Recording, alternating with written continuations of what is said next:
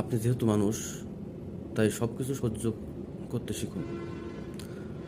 আপনি কোনো ফেরেশতা নই, আপনি মানুষ, তাই সবাই আপনাকে নিয়ে টানাটানি করবে, এটাই স্বাভাবিক।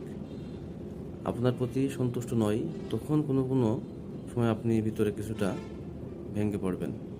আস্তে আস্তে সবসময় আপনি সব কিছু মিলিয়ে চলতে পারবেন না। দুটো ব্যাপারে আপনাকে অবশ্যই ব্যালেন্স করে চলতে হবে বা ব্যালেন্স করা শিখতে হবে। যে এক নম্বর হচ্ছে, আমি এমনিতেই কিছু করতে পারবো না, তাই আমি চেষ্টা করা ছেড়ে দিয়েছি।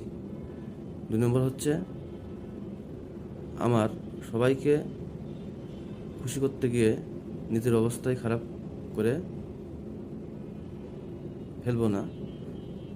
সবাইকে খুশি করতে গিয়ে আপনার নিজের অবস্থা খারাপ হয়ে যায়, তাহলে আপনি আপনার সন্তান, পিতামাতা, ভাই বোন, স্ত্রীর প্রতি ভালো কিছু করতে পারবেন না।